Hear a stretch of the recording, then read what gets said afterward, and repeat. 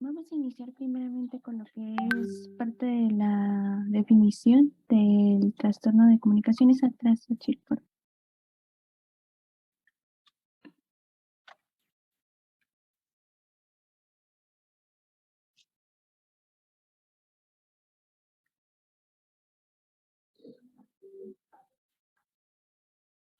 Ya la cambié, ¿no la ves? No, sigue en la diapositiva 7.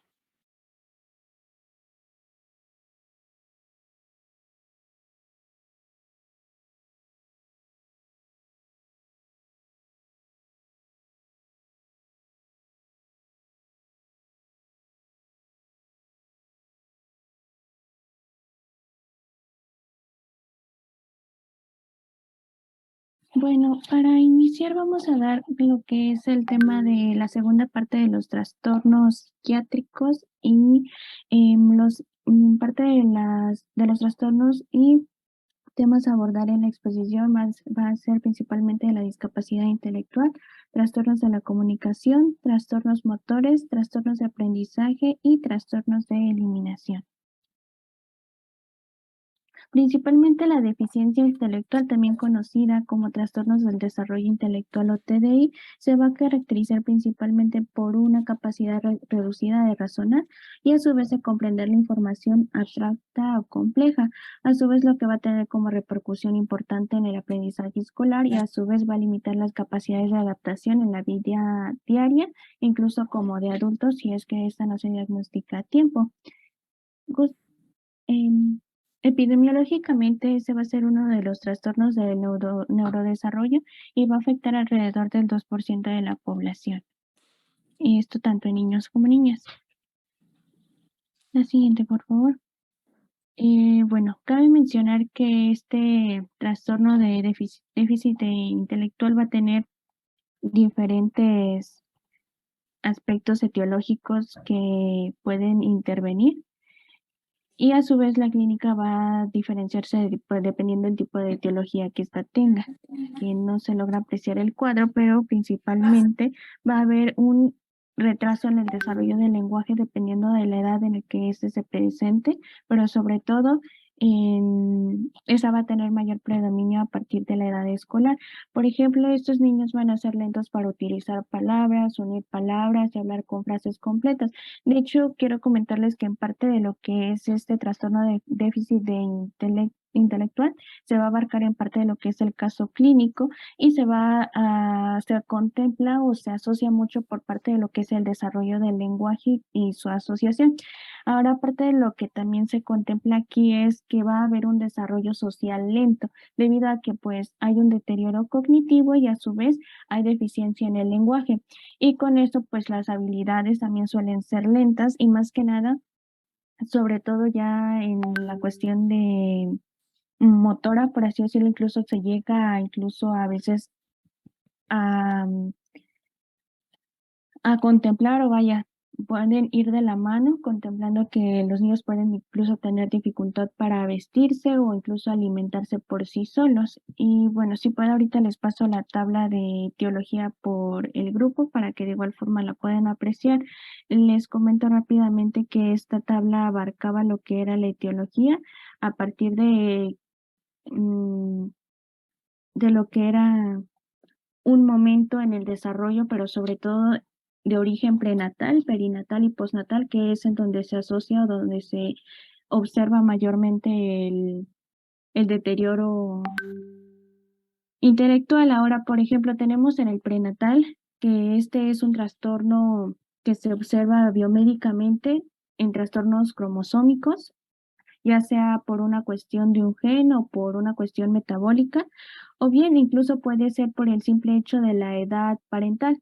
Ahora, de igual forma, cuestiones sociales como lo pueden ser la pobreza, la malnutrición maternal y la violencia doméstica son factores indispensables para que se predisponga a un mayor trastorno de déficit. Ya en lo que es en el periodo perinatal se observa lo que es una prematuridad, lesiones en el momento del nacimiento o bien trastornos neonatales. Y aquí nosotros lo podemos observar ya de factores que pueden intervenir, son más que nada la falta de cuidados en el momento del nacimiento. Ahora, posteriormente a lo que es el momento postnatal, aquí es ya cuando nosotros observamos un traumatismo en lo que bien puede ser el bueno, ya el periodo postnatal, traumatismo en el bebé, de preferencia o de tipo cráneoencefálico, perdón.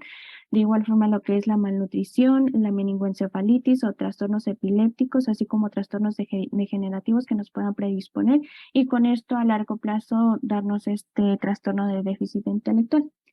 La siguiente, por favor. Ahora, contemplando que nosotros podemos empezar a apreciar lo que es este trastorno de déficit a partir del desarrollo conductual que va teniendo nuestro paciente, en este caso el niño, que es regularmente en donde nosotros podemos observar las primeras manifestaciones, ya sea que nosotros como médicos escolares, pseudopsiquiatras o generalistas vamos a determinar o vamos a objetivar como tal ya un retraso. O sea, nosotros lo vamos a determinar a partir de su conducta, pero previamente nosotros también con ayuda de lo que sería la verificación previa de audición, visión y así como incluso lo pueden ser el árbol genealógico. Así, de igual forma, lo que es la exploración morfológica y neurológica nos van a ayudar, pero también evaluando a su vez lo que es la conducta junto con el sueño, la alimentación, la regresión, episodios agudos se contempla también, pero esto más que nada en caso de que existan antecedentes como lo pueden ser mencionaba la bibliografía de epilepsia, o bien en que en algún momento se haya pasado por el coma o incluso por algún déficit en particular ¿cómo decía? Por un déficit, sobre todo alimenticio, perdón, y de igual forma por episodios comiciales. Ahora, de la mano con esto, nosotros lo que vamos a hacer es ir de la mano junto con el pediatra, bien el genetista o el neuropediatra, en caso de que nosotros podamos evaluar, dependiendo también hay escalas que les voy a mostrar más al ratito, pero dependiendo de también lo que es el coeficiente intelectual, vamos a determinar si es que nosotros vamos a enviarlo a un neuropediatra, un genetista o esta cuestión se va a determinar posteriormente.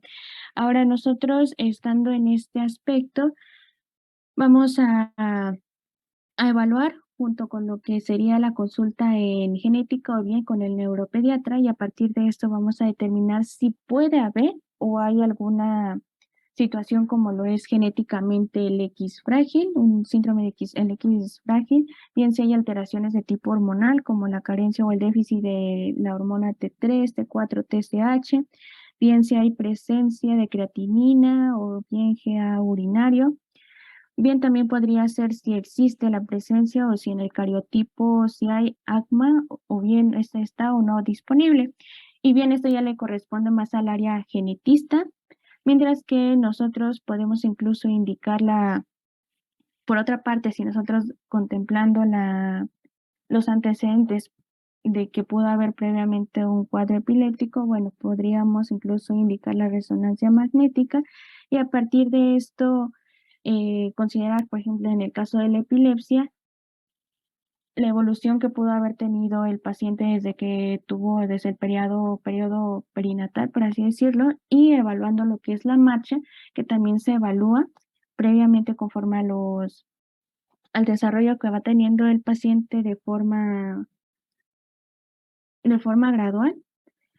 De igual manera, los signos neurológicos y si se presentó o no micro o macrocefalia. Dependiendo de eso, también nosotros nos disponemos al genetista realizando este tipo de pruebas del lado izquierdo, o bien nosotros ya nos guiamos por una probable lesión cerebral orientada a lo que sería este diagnóstico y de igual forma se redirigiría hacia lo que sería el pediatra.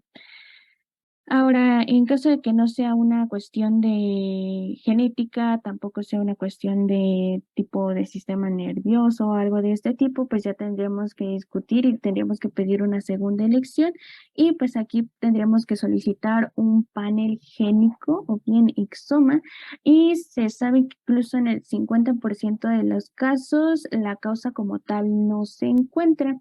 Y bien, la única pregunta aquí es realizarnos si se ha pasado por algún síndrome monogénico, que de igual forma sería descartar una cuestión genética y se volvería a realizar nuevamente la consulta, verificando nuevamente los signos principales, sobre todo la evaluación de audición, visión y el árbol genealógico. La siguiente, por favor.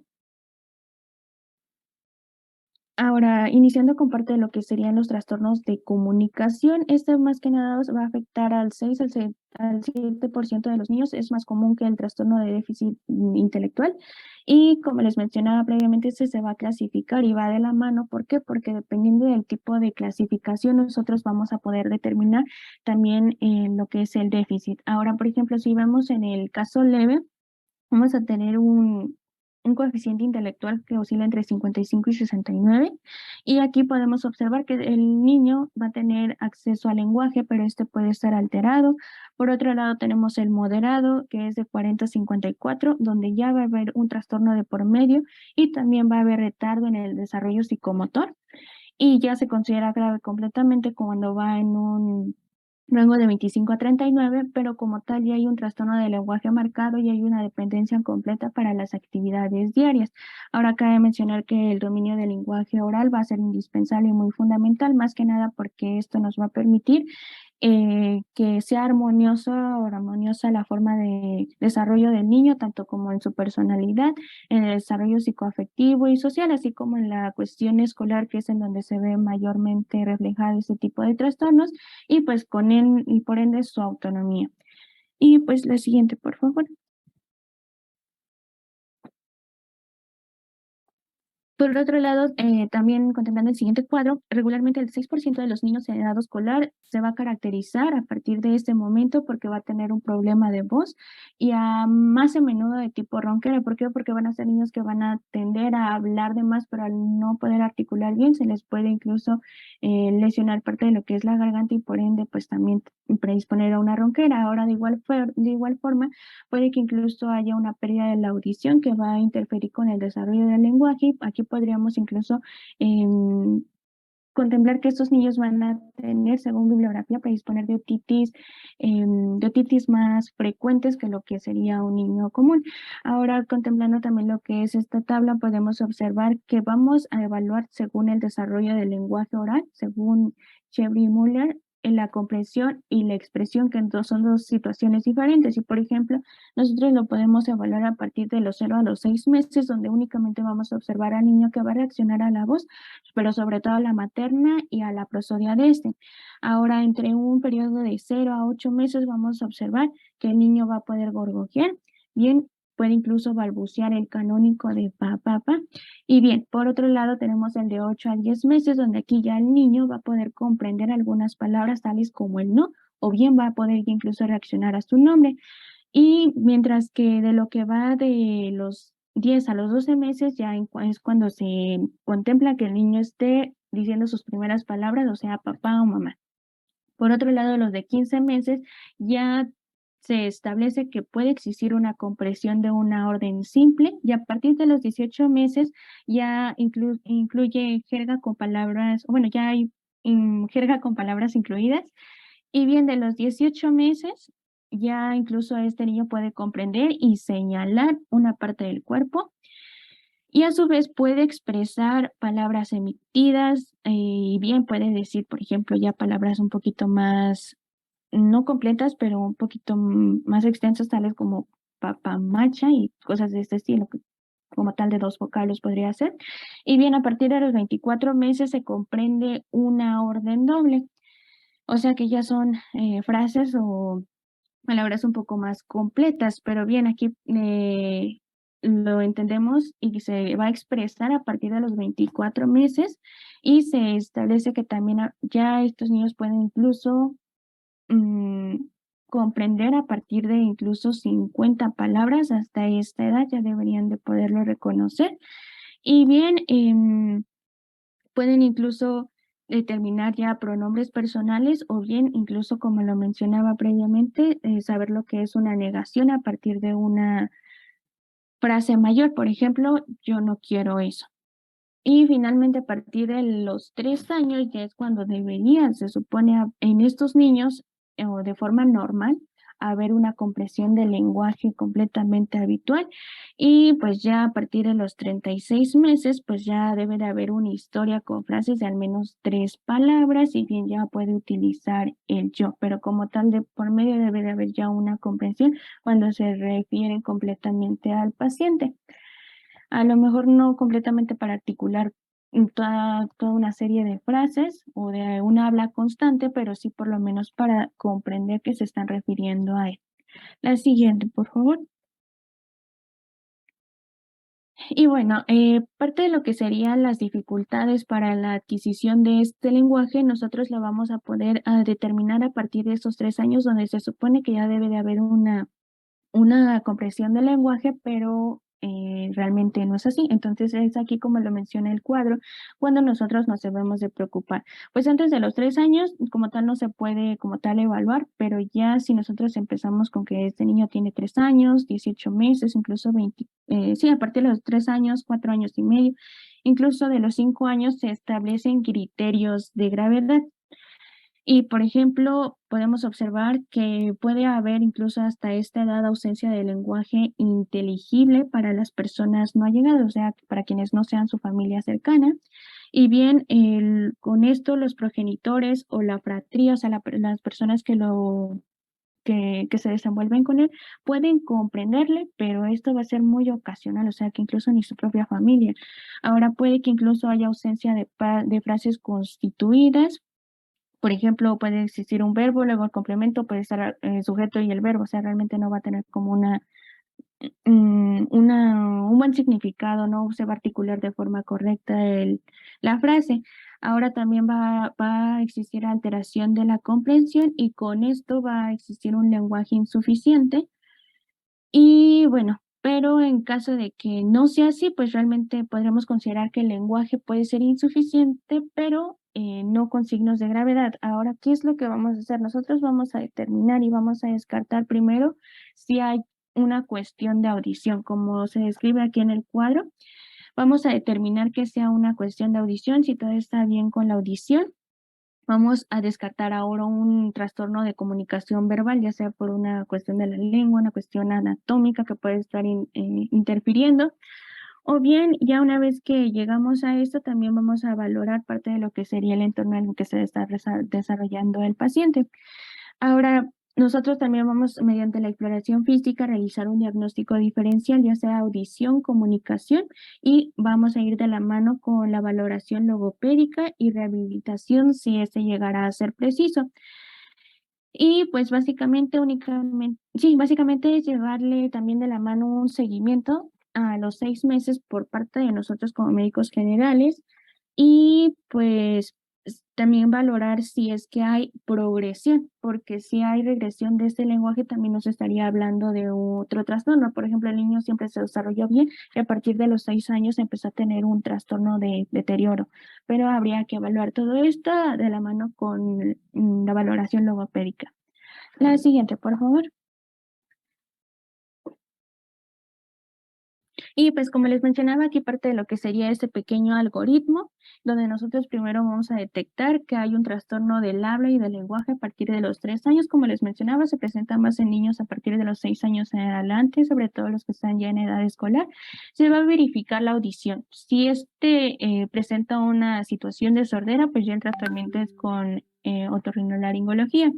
En caso de que la audición sea normal, pero aún así existen estos trastornos del habla, perdón, ya sería una evaluación médica. Y aquí nosotros vamos a evaluar lo que son los antecedentes y o anomalías de la exploración física y neurológica, contemplando lo que también sería el retraso psicomotor, si es que lo podemos observar en el paciente.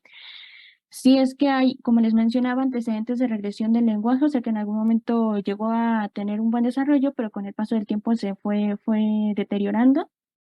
Si hay particularidades morfológicas o bien durante todo ese tiempo llegó a haber alguna patología o alguna malformación que se le pueda asociar, pero sobre todo de forma anatómica. Y en caso de ser así, pues ya nosotros debemos de consultar a un neuropediatra para que se le realicen pruebas complementarias, tales como resonancia magnética o tales como una prueba de laboratorio, electrocardiograma y consulta genética de ser necesario. Y ya dependiendo de lo que se determine, a partir de eso tenemos tres tipos de trastornos a partir de la comunicación, que pueden ser lo que es el trastorno adquirido y, como les mencionaba, la deficiencia intelectual que va de la mano junto con el trastorno de comunicación, o bien puede tratarse simplemente de un síndrome genético que nos puede predisponer a este trastorno. Ahora, en caso de que la exploración física no tenga ninguna particularidad en sí, pues ya nosotros podemos evaluar que probablemente también se trate del entorno social, bien ya sea por algún maltrato que reciba el paciente o bien alguna carencia, y por lo que aquí nada más nosotros tendríamos que evaluar la situación social.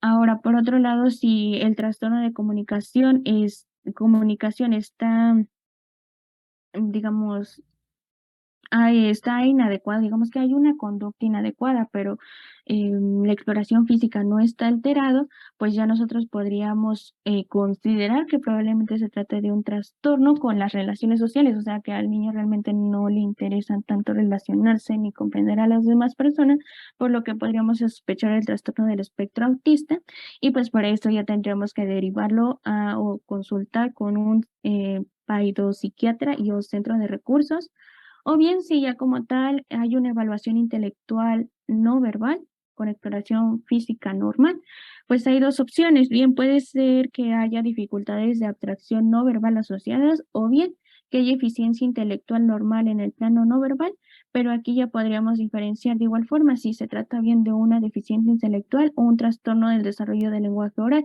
Si es así, pues ya tendríamos que evaluarla como les mencionaba previamente, o bien en la deficiencia intelectual se deriva de igual forma a un neuropediatra. La siguiente, por favor.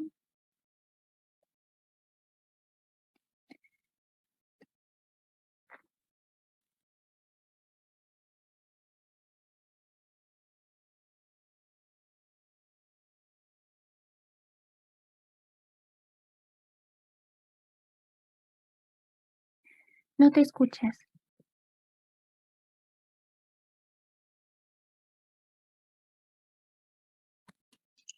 ¿Me escuchan? Ya. Bueno, les comentaba que los trastornos del aprendizaje básicamente van a ser, pues, alguna dificultad que presenta nuestro niño o nuestro adolescente para pues, progresar a nivel académico, ¿no? En el nivel escolar. Esto va a estar dado por un sistema de enseñanza, pues, va a ser dependiente de cada país, ¿no? En este caso, pues, se encargaría de nuestra educación, pues, la SEP. Y pues lo definimos como un trastorno del neurodesarrollo que se caracteriza por la dificultad en el aprendizaje escolar. Esto es causado por un rendimiento académico superior al nivel o a la calidad que se espera. Y esto, pues, a pesar de que nuestro niño tenga un consciente de inteligencia, pues, entre comillas, normal, ¿no? Esto se va a deber a un mal desarrollo en el sistema nervioso central. Esto que va a tener como consecuencia, pues, déficit para la escritura, para la lectura e incluso, pues, para hacer cálculos matemáticos, ¿no?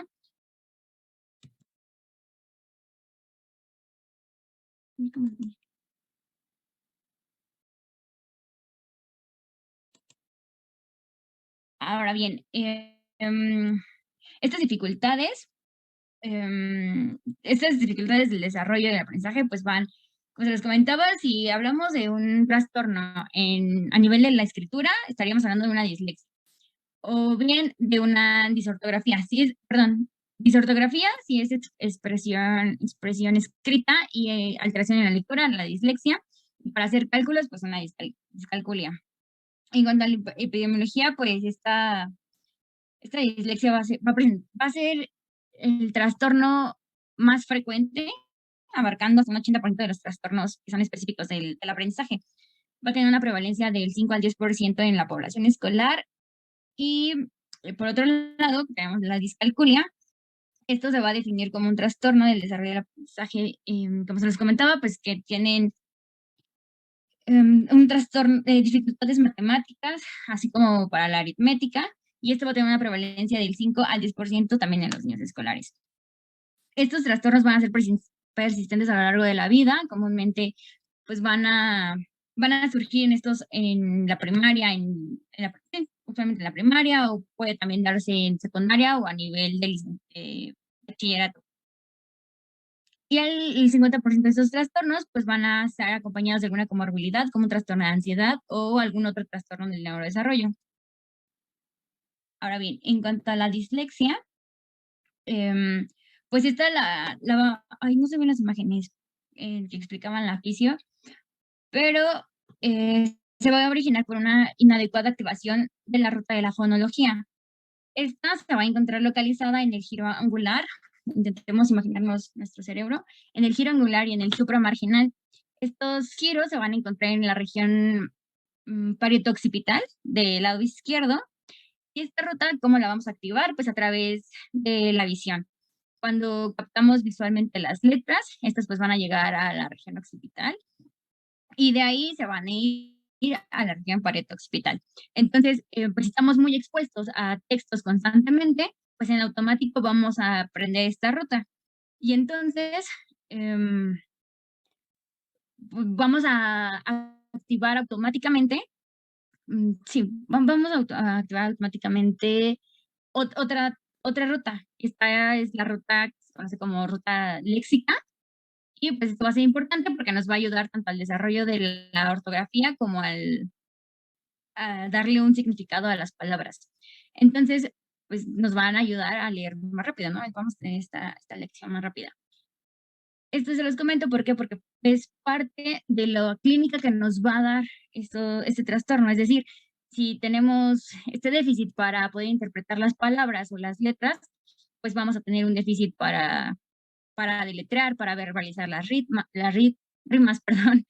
No tendríamos un orden en las sílabas. Tal vez nuestra lectura pues sería más lenta, sería pausada, un poco forzada. Y entonces pues tenemos esta incapacidad para activar la vía, la fonológica. Esto nos va a traer un déficit sensorial, alguna dificultad sí, cognitiva, una falta de la motivación o de la instrucción de la lectura.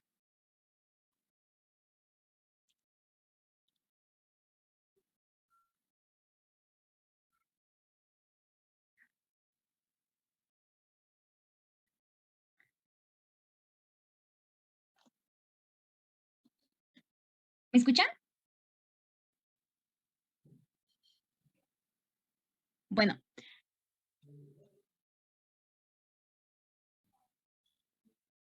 en cuanto a los criterios diagnósticos, pues esto se va a dar siempre y cuando tengamos estas dificultades de aprendizaje por más de 6 meses, o bien que tengamos dificultades académicas por debajo del percentil 30, y para esto tenemos que descartar otro tipo de trastornos sensoriales u otra discapacidad tanto intelectual como condiciones psicológicas. Y vamos a poder categorizarlo en 3 estadios, ya sea leve, moderado o grave. Estamos hablando de un trastorno leve cuando tengamos dificultades cuando tengamos esos trastornos que se compensen o o que se adapten, o bien que tengan una mejoría pues al estar intentando desarrollar esas habilidades a lo largo de los años escolares. Si es moderada es porque vamos a tener dificultades muy notorias y esto pues, va a requerir periodos más intensivos de la enseñanza especializada para la lectura, por ejemplo. Y ya hablamos de un grado muy grave cuando hay muy poca posibilidad para aprender debido a que estas dificultades pues van a persistir. Ahora, para la discalculia, como se les comenté, pues es la dificultad del aprendizaje para la aritmética y esto va a ser persistente. Esto tiene mucho que, bueno, me decía, en la bibliografía refería que tenía algún antecedente familiar, siempre y cuando se tuviera un historial familiar de que el progenitor, uno de los dos progenitores, pues también padeciera de estos trastornos, o bien que hubiera alguien en la familia, pero más directamente el progenitor. Vamos a tener pues una alteración para manipular las cantidades o aspectos, ciertos aspectos cognitivos que pues estén alterados. ¿Qué manifestaciones nos va a presentar el niño? Pues van a ser niños que se encuentren a nivel de la primaria, por ejemplo, que sean incapaces para clasificar objetos de acuerdo a las características, no comprendan el concepto, el típico del mayor que, más que, no lo van a entender, o sea, les va a ser un poco abstracto, no tienen una dificultad para poder contar secuencialmente, no podrían contar con facilidad a lo mejor del 1 al 10, tienen esa dificultad para resolver problemas matemáticos, aritméticos, en especial cuando empezamos pues a mezclar los números con las letras, ¿no? Que bueno, esto ya sería a nivel.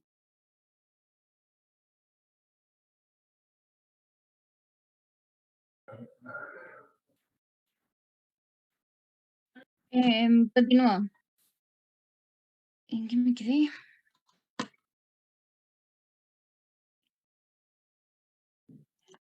Estos niños pues también van a tener una dificultad para dimensionar, para a lo mejor hacer mediciones, para poder ver la hora. Entonces, pues todo ese tipo de actividades que involucran números, ellos van a presentar esta dificultad. El diagnóstico, ¿cómo lo vamos a realizar? Como se los comentaba, por historia clínica, principalmente por el antecedente de lo familiar.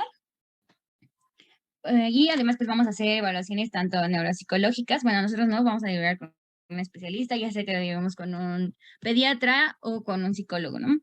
Pues estos van a llevar a cabo evaluaciones neuropsicológicas y funciones cognitivas objetivas. ¿Para qué? Con la finalidad, pues, de descartar estos errores en los procedimientos matemáticos, errores en la atención o que haya un mal manejo de las cifras. De hecho, tenemos ciertos criterios. No, yo se los comenté. La historia clínica, la evaluación psicológica y las funciones cognitivas. Y para el tratamiento, pues el tratamiento lo vamos a basar, se va a basar en mejorar tanto el sistema del número y los decimales como con múltiples representaciones, ¿no? ¿Esto cómo lo vamos a hacer? Pues con tarjeta. Pues, me refería a ciertos métodos visuales en donde te daban tarjetas con los números para que aprendas a sumar y esto pues iba a ir aumentando de acuerdo al grado escolar que fuera, no iba a ser lo mismo, la misma suma que le ponen a un niño de primaria que a uno de preparatoria.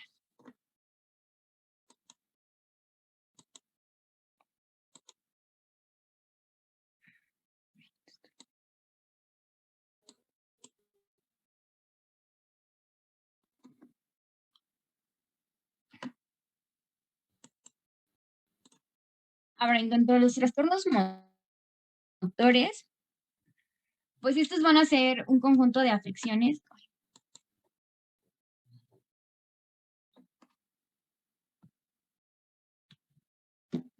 Son un conjunto de afecciones, van a ser psiquiátricas, y pues además de afectar la capacidad de producir y controlar los movimientos corporales, van a involucrar pues a las anormalidades.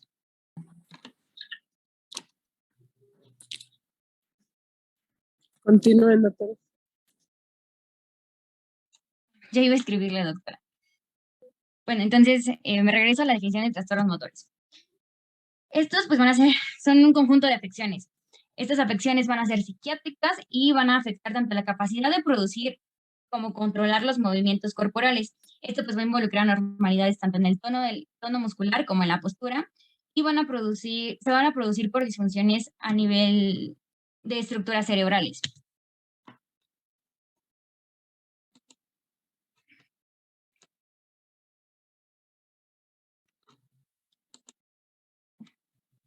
Estos trastornos pues los vamos a dividir en tres, que son como los tres pilares más comunes, que es el trastorno del desarrollo de la coordinación, el trastorno de los movimientos estereotipados y los trastornos de tics motores. En cuanto a los trastornos del desarrollo de la coordinación, esto van a ser las adquisiciones, va a ser la adquisición y la ejecución de las actividades motoras, pero esto por debajo del nivel esperado. Ahorita vamos a hablar más a profundidad de ello. Esto va a tener una prevalencia del 5 al 7% de la población infantil.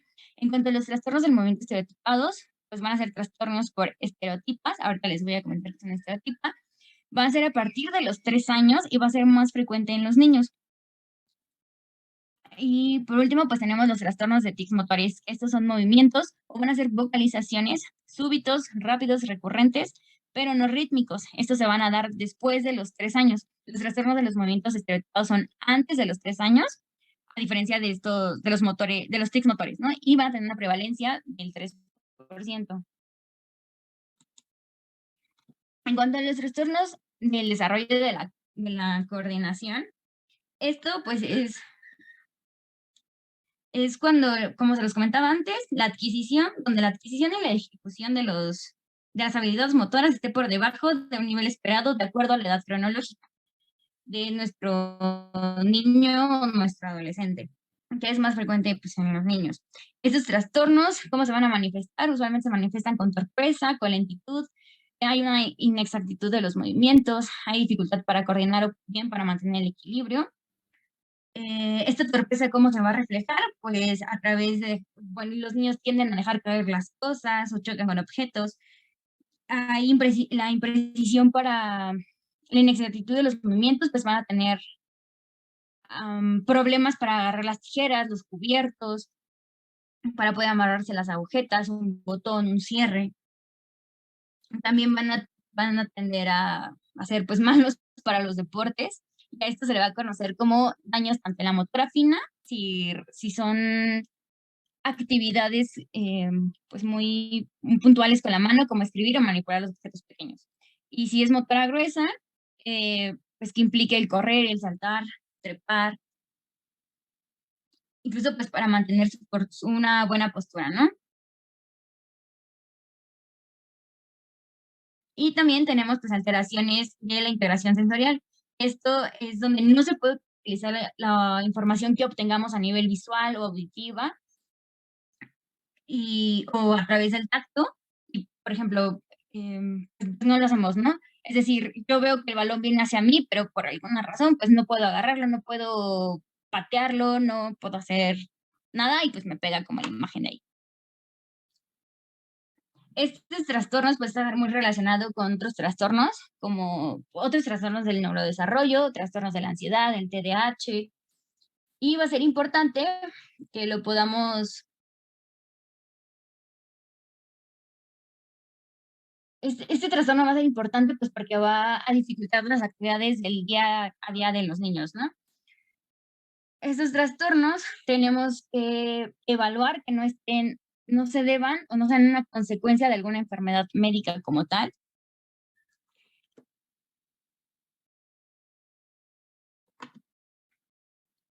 Y para esto, pues vamos a tener los criterios del DSM-5, que nos van a comentar, que nos van a indicar que pues el rendimiento de nuestras actividades, de las actividades motoras que hagamos día con día, pues sean menor a lo que esperamos. Es decir, ¿cómo lo vamos a evaluar? Vamos a evaluar el retraso en el caminar, al gatear, para sentarnos, quizá en las destrezas pues, que requieren los movimientos de las manos finas, como ya se los comentaba, ¿no? Y para esto vamos a tener el test del DCDQ para hacer el tamizaje del trastorno del desarrollo de la coordinación.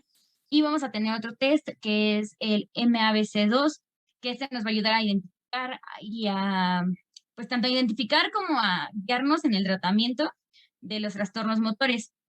Este test que les comento del MABC dura de 20 a 40 minutos y vamos a poder usarlo en los niños que son a partir de los 3 a los 16 años. ¿A qué me refiero con que sean actividades menores a lo esperado? Pues si recuerdan los hitos del desarrollo, ahí es donde vamos a empezar a ver la normalidad. En nuestro segundo criterio, pues nos habla de cuánto va a interferir nuestro bajo rendimiento, bueno, no el nuestro, el del paciente, en en el día con día. Entonces, pues aquí vamos a poder observar la dificultad para escribir.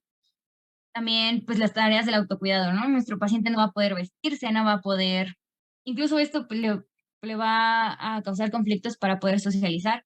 Y nuestro último criterio, como les comentaba, es que ese trastorno no tenga nada que ver con otros trastornos como parálisis cerebral, una distrofia muscular, o que padezca del aspecto autista. ¿Cómo lo vamos a tratar? A base de una terapia ocupacional, donde vamos a buscar mejorar la capacidad de nuestro niño para realizar ciertas actividades, o bien con terapia física, en donde vamos a tratar de mejorar la coordinación. De hecho, aquí les muestro el cuestionario. Este es el DC, DCDQ, DCDQ, que es para el tamizaje, y como pueden verlo, pues aquí evaluamos, ¿no? Que el niño lanza la pelota de forma precisa y controlada, que se atrapa la pelota, que se golpea de forma precisa, y todas estas puntuaciones vamos a transpolarlas a la otra tablita que está a un lado para poder tener nuestra puntuación, y aquí viene. En nuestra última tablita vienen los parámetros para niños de edad de 5 años a 7 años, la puntuación, ¿no? Nos va a indicar, si tenemos de 15 a 45 puntos, pues vamos a tener indicación del trastorno del desarrollo o posiblemente una sospecha. Y así para cada grupo etario, para los niños de 8 años a los 9 años y para los de 10 a los 15 años, ¿cuántos puntos tendríamos? Ay.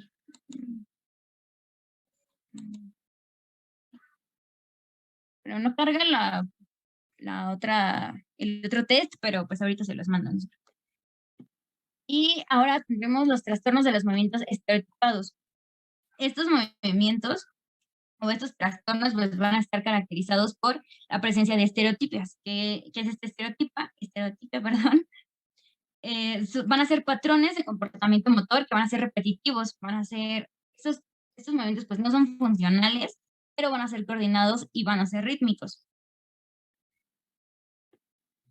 Y pues van a interferir en las actividades cotidianas, ¿no? Pueden ser primarias en personas que no cursen con ningún otro trastorno del desarrollo, o bien secundarias, que pues son parte de otro trastorno del neurodesarrollo. También se van a deber a defectos sensoriales y que a su vez, y estos pues a su vez los vamos a dividir en si son simples o complejas. Esto va a ir en relación a la repercusión que tengan tanto sobre la persona como en su calidad de vida. Vamos a tener 3 niveles además de estas clasificaciones, lo vamos a tener también en leve, moderado o grave. Dependiendo si son leves, pues estos síntomas es porque van a desaparecer mediante algún estímulo sensorial o alguna distracción. Si son moderadas es porque los síntomas pues van a requerir medidas de protección, y cuando son graves es porque requieren una vigilancia continua con medidas pues con tanto las medidas de protección para prevenir lesiones graves. ¿Qué tipos de movimientos tenemos? Movimientos de cabeceos, pueden sacudir las manos, los brazos, tienden a mecerse, a abrir la boca, caminar en puntitas o en talones. ¿Y por qué es que tenemos que vigilarlos? Porque también tienden a golpearse, a autodañarse.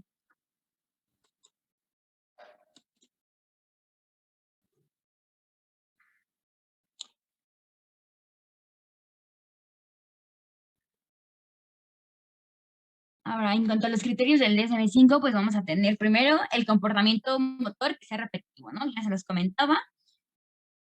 Por ejemplo, pues sacudir las manos, agitarlas, como lo mencionaba en la diapositiva pasada. Después vamos a otro criterio, es el comportamiento motor que sea repetitivo, pero que interfiera en las actividades de, de nuestro paciente, tanto en sus actividades sociales, académicas, y que den lugar a la autolesión. Otro criterio sería que comiencen en las fases del periodo del desarrollo, volvemos a lo mismo, a los hitos del desarrollo, y que pues tengan cabida en esta etapa de la vida. Y el último criterio pues sería el comportamiento motor que sea repetitivo, pero que no se atribuya a otros efectos fisiológicos, ya sea por el consumo de alguna sustancia o por otra afección neurológica u otra patología médica.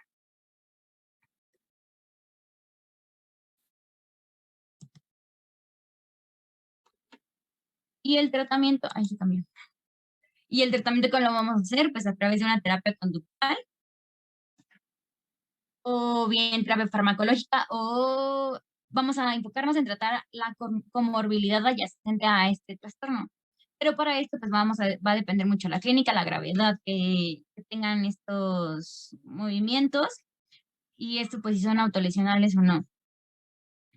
En la terapia conductual, pues va a estar enfocada en el entrenamiento de la relajación del paciente, es decir, vamos a tratar el autocuidado para evitar que nuestro paciente se lesione a través pues, de cambios en el entorno y de la autosupervisación, es decir, ayudar a nuestro paciente a que identifique en qué momento tiene estos trastornos para poder pues, evitarlos o frenarlos, o bien buscar otra forma en que, cómo expresarlos, ¿no? Ahora, en cuanto a la terapia farmacológica, esta es con risperidona o aloperidol o divalproato, que son medicamentos para tratar tanto, bueno, algunos medicamentos son para, ay, ¿cómo se llama? Tratan las epilepsias, pero también sirve para tratar estos trastornos. Y pues ya. Ahora, en cuanto a los tics motores o vocales, estos tics pues van a ser súbitos, van a ser rápidos, van a ser recurrentes y no van a tener un ritmo como tal. Estos pues van a aparecer, como se los comentaba antes, entre los 4 y los 6 años y se van a clasificar tanto en motores como en vocales. Estos pueden ser tanto simples como complejos. Si son simples, entendemos que pues, es un movimiento único, utilizan solo un grupo un grupo muscular, un grupo de músculos, o bien si son ruidos, pues que sea un sonido único, y eso es lo que le conoceríamos como los tics vocales, ¿no? En cuanto a los complejos, estos se caracterizarían por una secuencia coordinada de los movimientos, ya sea que involucren varios grupos musculares, o bien que conlleven a un acto como tal o a un gesto. Y si son vocales, pues que impliquen una lingüística más elaborada, como la ecolalia, la palalia, la prosodia. Estos tics van a tener características específicas en donde tienen a la supresión temporal por breves periodos, desde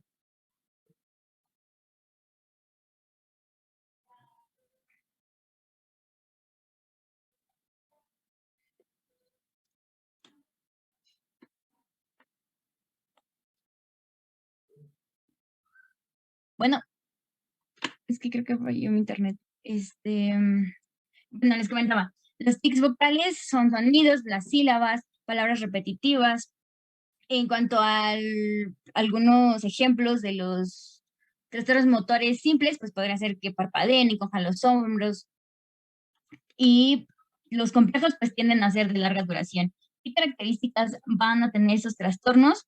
Tienden a ser hipersensibilidad multimodal, la supresibilidad, o bien que sean persistentes durante el sueño o tengan un impulso premonitorio. De hecho, es ahí donde va a tener importancia pues nuestra terapéutica.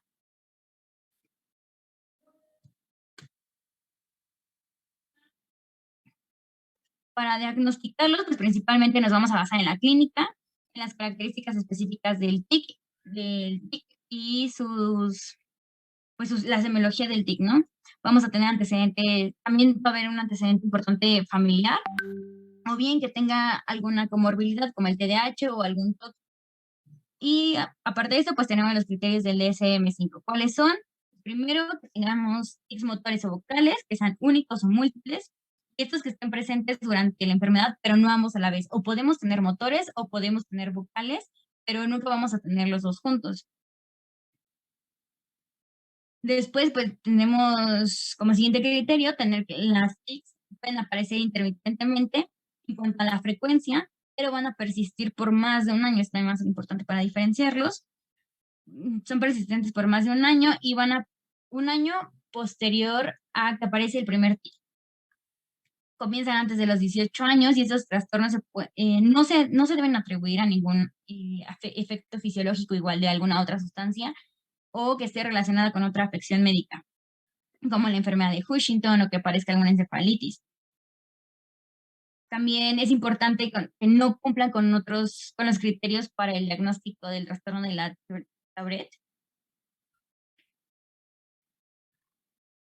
Y por ejemplo, ¿cuáles son los criterios para el trastorno de la Tourette? Pues que los tics sean motores múltiples, que tenga uno más de los tics vocales y que estén presentes en algún momento durante la enfermedad. Otro criterio para el trastorno de Tourette sería que aparezcan intermitentemente los tics en cuanto a frecuencia, pero que estos persistan por más de un año desde la aparición del primer tic. Esto va a comenzar antes también de los 18 años y al igual que el anterior, pues no, que no esté relacionada con otra patología. ¿Cómo vamos a hacer el diagnóstico diferencial o con qué vamos a diferenciar a estos trastornos? Pues con las distonías musculares, con la teoría de Sydenham, trastornos mioclónicos, por mencionar algunos, y finalmente nuestro tratamiento, lo vamos a basar en si es que tiene alguna comorbilidad presente, y también vamos a llevar a cabo una terapia conductual, donde vamos a buscar ayudar a nuestra paciente a que identifique las sensaciones premonitorias para que pueda atenuar el tic con algún gesto que sea menos expresivo o bien que sea capaz de suprimirlo. Y si no llegara a haber una mejoría, pues entonces utilizaríamos fármacos, los alfa-2 agonistas, que serían los mismos que utilizamos en los otros trastornos del movimiento. Los alfa-2 agonistas, como la guanfacina o la clonidina, o antipsicóticos como el aripiprazol o la risoeridona. Y por último, pues tenemos los trastornos de la eliminación. Vamos a empezar a hablar sobre la eneuresis, que esto, pues básicamente es el vaciamiento involuntario de la vejiga a una edad en la que el niño debería ya ser capaz de controlarlo, pero esto puede ser diurno o nocturno. Puede ser primaria o secundaria. Primaria, que nunca haya tenido el control del esfínter urinario, y secundaria, que el niño presenta una incontinencia una vez que ya tenía el control del esfínter urinario por más de 6 meses.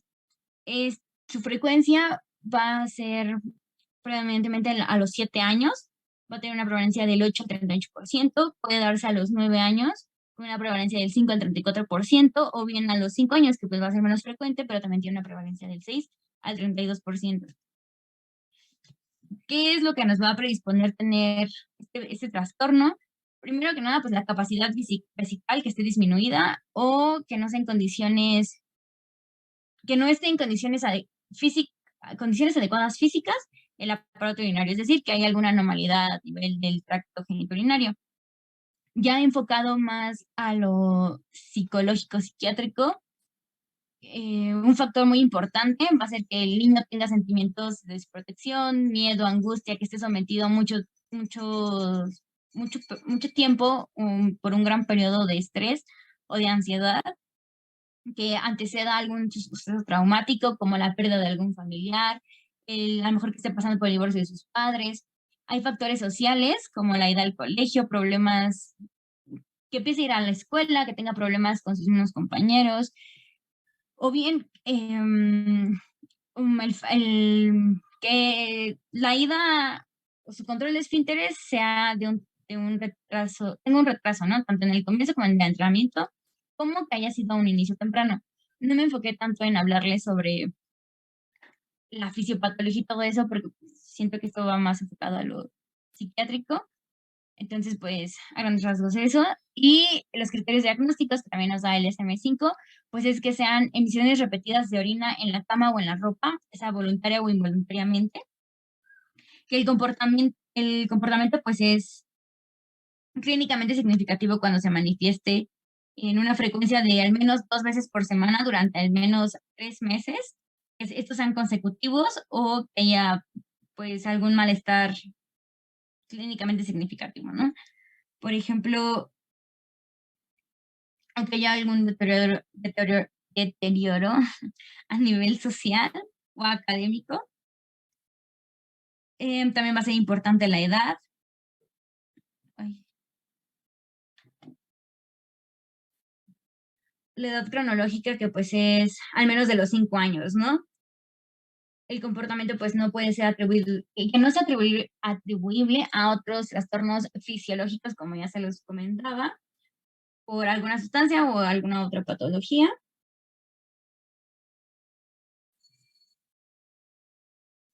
Y pues, ¿cómo lo vamos a tratar? Primero que nada, debemos tratar la etiología médica. Después tenemos que llevar a cabo medidas higiénico-dietéticas, que esto pues va en relación a las rutinas, ¿no? Que vaya al baño antes de ir a la cama, la disminución del consumo de agua, Después tendremos una terapia conductual y si eso nos sirve, pues ya tendríamos una terapia farmacológica. ¿Con qué? Los, em, con la desmopresina, que es una antagonista de la hormona antidiurética. Y pues para esto también es importante el apoyo familiar que le demos a nuestro paciente.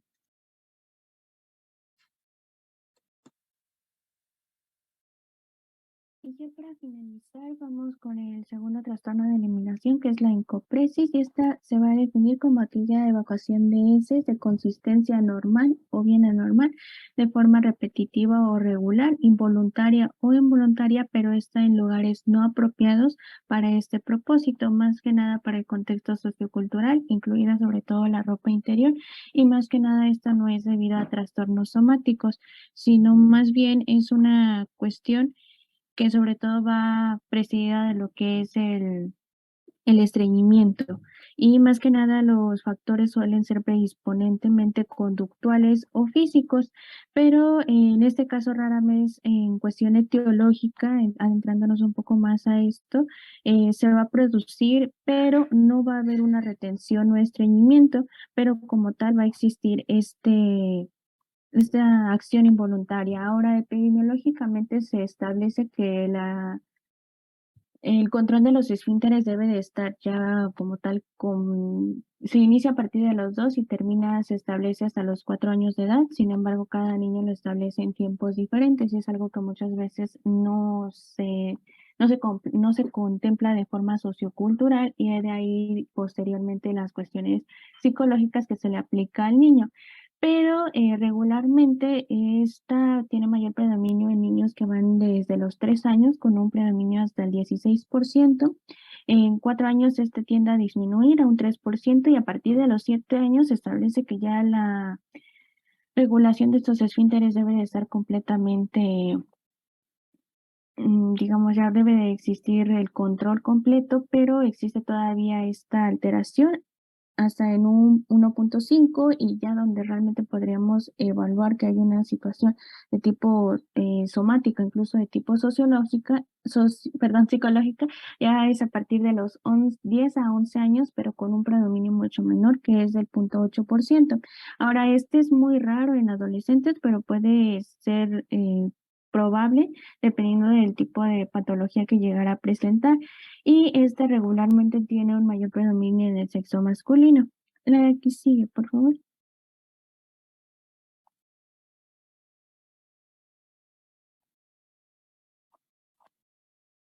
Ahora, dentro del cuadro clínico, esto se establece según los pacientes como una falsa diarrea, o sea, como que tienen ganas de ir al baño, incluso cuando tienen esa sensación de rascarse o frotar la zona anal. Pero realmente la sintomatología que principalmente se va a relacionar con el control esfinteriano van a ser aquellas que nos van a predisponer, sobre todo cuando hay una deposición en lugar inapropiado, cuando hay incluso marcadores secundarios a un estreñimiento, o sea que podría existir, pero no es completamente de la patología de la encopresis. Puede estar previamente, o bien puede haber una condición en la defecación, tales como una evacuación de heces sin cesar en sus actividades. También puede dejar que las heces se le escapen, así lo indican, por el camino mientras corren hacia el retrete. Y bien, también otra de las cuestiones que puede estar relacionada con ese control es la actitud del niño que se contempla. Ahora, ya adentrándonos más al cuadro clínico, regularmente van a haber dolores abdominales a la defecación. Puede haber aumento de volumen en las heces, incluso estreñimiento crónico, y puede ir de la mano con lo que es la enuresis, que se acaba de ver previamente, infecciones de la vía urinaria e incluso pelonefritis crónica o síntomas neurovegetativos contemplados en los trastornos de déficit intelectual. Pero regularmente esto es con un cuadro previo de estreñimiento, porque en sí la encopresis es aquella incontinencia fecal que es de forma involuntaria en sí, y pues que no tiene una enfermedad ni un defecto orgánico, salvo el estreñimiento, que pues es lo que básicamente se describe en este cuadro clínico. La siguiente, por favor. Y bueno, en parte de lo que sería el diagnóstico para poder determinar, únicamente nos bastaría con lo que sería la radiografía abdominal para validar si existe o no, o si previamente existió un historial de estreñimiento, o bien si existe la retención fecal en caso de que exista el estreñimiento. Se supone que con esto podríamos nosotros establecer la parte del diagnóstico, pero incluso de que no sea así, en lo que sería, por ejemplo, en adolescentes o en adultos que llegaran a tener esta situación, podríamos incluir la manometría rectal, que es aquel estudio que se hace para evaluar lo que sería el- la sensación y parte de la cuestión nerviosa del recto, y mediante esto incluso excluir la enfermedad de Hirschsprung de segmento ultracorto, que básicamente es cuando hay ausencia de células nerviosas en el músculo o parte del intestino grueso como lo es el colon, y eso pues dificulta la eliminación de las heces. O bien, por último, irnos hasta lo que sería la biopsia, pero esto sobre todo ya se realiza cuando ya tenemos una sospecha completa de lo que es la enfermedad de Hirschsprung. Y más que nada aquí vamos a encontrar la muestra de células ganglionares en la submucosa y plexos mientéricos del recto, pero regularmente nos quedamos hasta pues entre radiografía abdominal y por mucho incluiríamos la manometría rectal en niños, pero realmente sería más invasivo, por lo que ya podríamos evaluar previamente la cuestión psicológica o iría de la mano previamente a la manometría. La que sigue, por favor.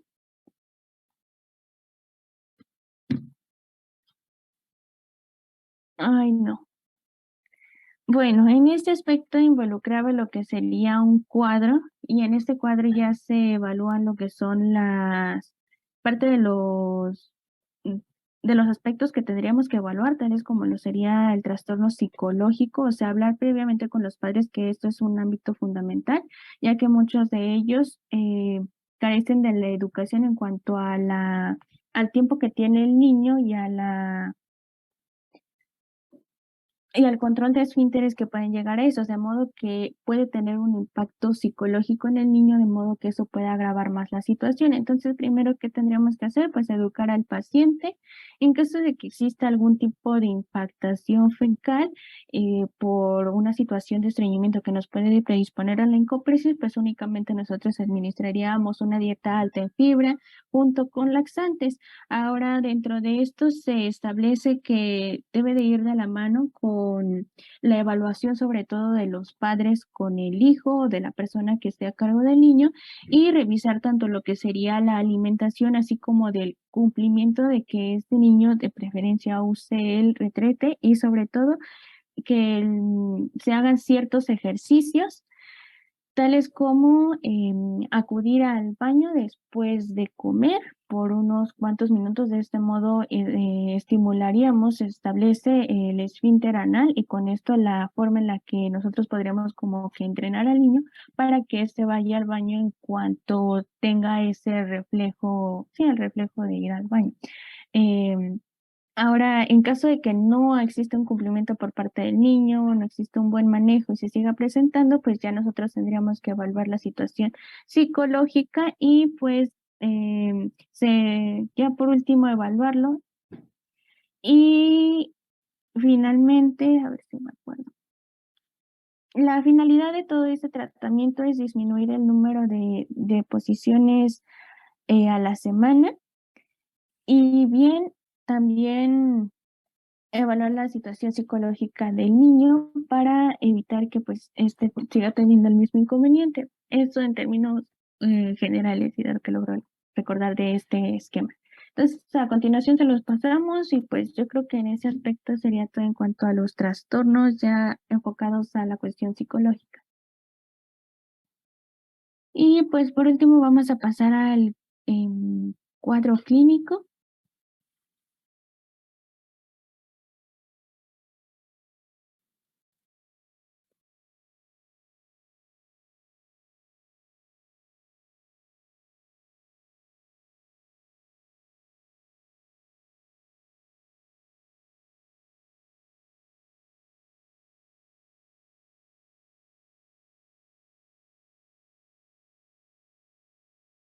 Una disculpa, el caso clínico, perdón.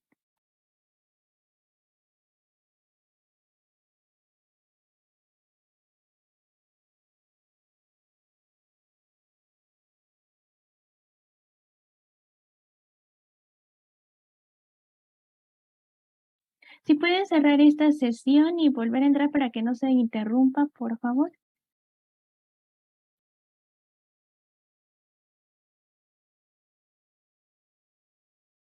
Dificultades en la escuela a leer y escribir, así como el pronunciar muchas palabras aún.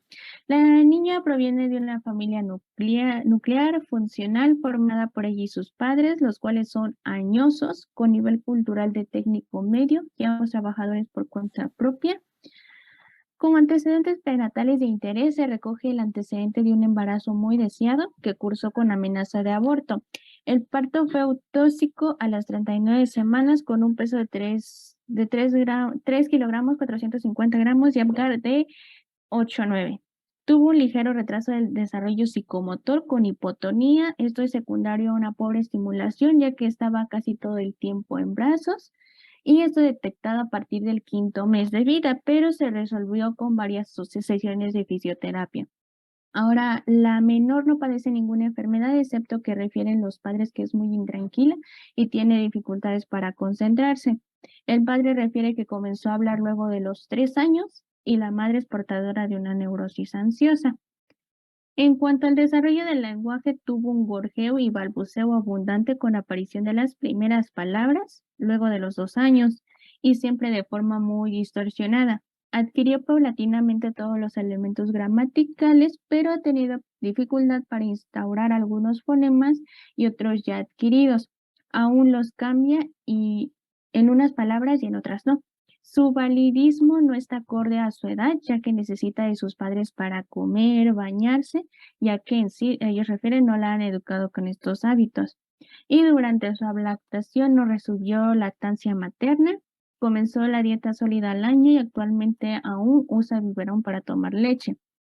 Cursa actualmente el primer grado de enseñanza especial del lenguaje, donde presenta dificultades en la lectura, como la silábica, falta de comprensión, omite y sustituye algunos sonidos por otros, al igual que la escritura, y en esta última presenta además la letra muy grande, se sale de los renglones, une las palabras, y es mejor en matemáticas, pero hace algunos números al revés.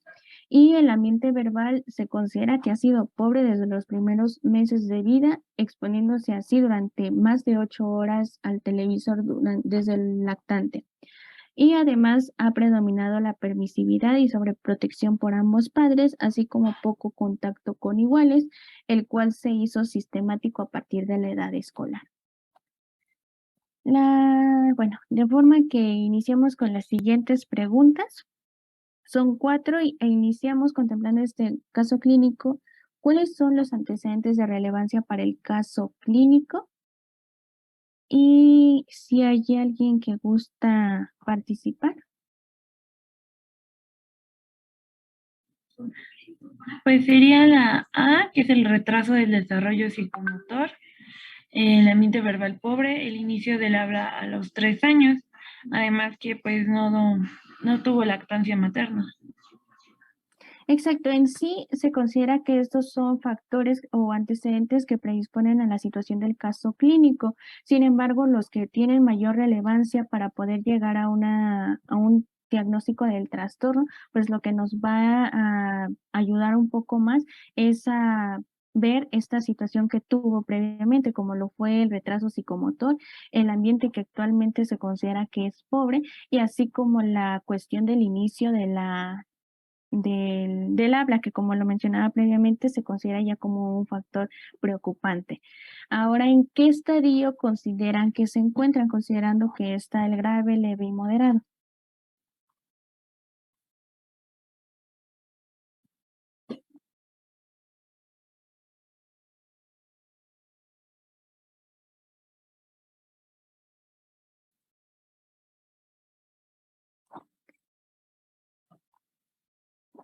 ¿Sería leve? Efectivamente. Y esto, como se mencionó en el transcurso de la exposición, más que nada fue por, como les mencionaba, por la cuestión de que sí existe un deterioro que incluso podríamos considerarlo leve, moderado, porque incluso la niña ya se encuentra en una escuela especial, pero pues al estar ya en tratamiento lo podríamos también clasificar en leve, porque en sí ya tiene acceso al lenguaje, pero este únicamente está alterado. Entonces sí, lo clasificamos en leve. ¿Qué clase de trastorno es? Es un trastorno de la comunicación y de aprendizaje.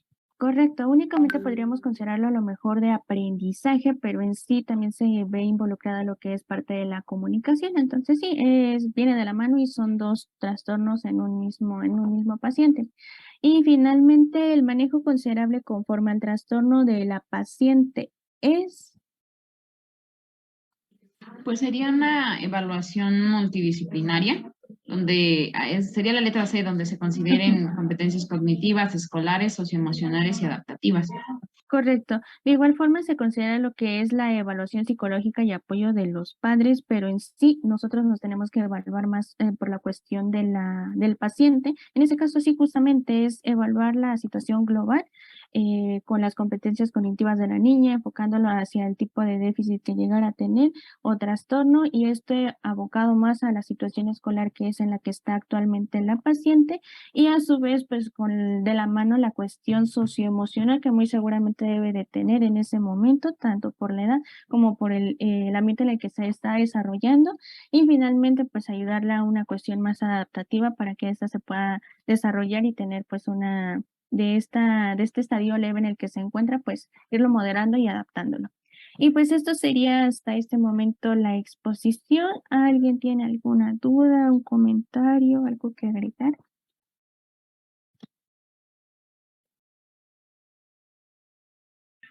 Yo tengo una duda. Entonces, entre el trastorno de movimientos estereotipados y los tics, ¿es nada más como la repetición, o sea, como el ritmo que tienen, por así decirlo?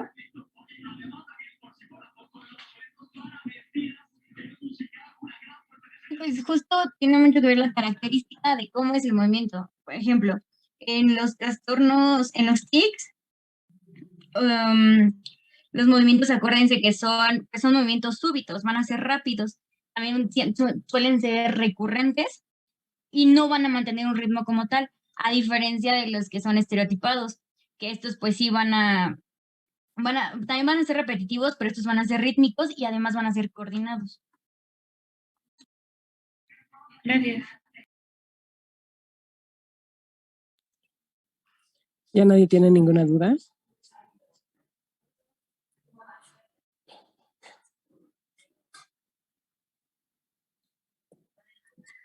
Bueno, entonces nos vemos la siguiente clase y me llevan sus hojas de evaluación, por favor. Sí, doctora. Muchas gracias. Muy bien, gracias. Hasta luego.